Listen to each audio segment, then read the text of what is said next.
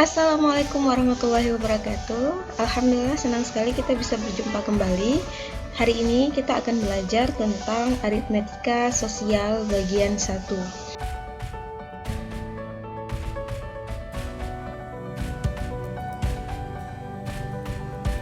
Dalam aritmetika sosial, kita akan belajar tentang harga pembelian, harga penjualan, untung dan rugi.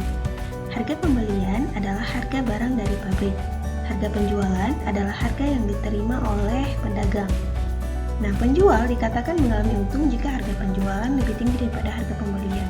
Begitu juga rugi jika harga penjualan lebih rendah daripada harga pembelian.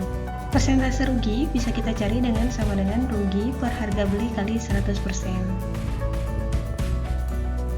Nah, misalnya gini, ada sebuah contoh di mana harga penjualan lebih tinggi daripada harga pembelian. Dalam kasus ini, maka koperasi sekolah mendapatkan untung sebesar Rp6.200. Contoh lainnya kita bisa lihat di sini nomor 3, di mana diketahui harga jual plus ruginya. Kemudian ditanya harga beli, maka tinggal tambahkan saja harga jual tambah rugi. Itu untuk harga beli seluruhnya. Kalau mau satuannya, maka bagikan dengan banyak buah yang diketahui.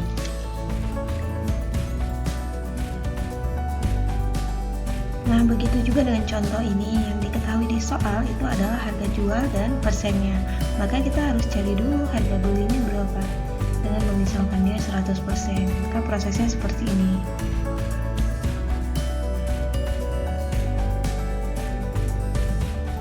Oke, waktunya latihan.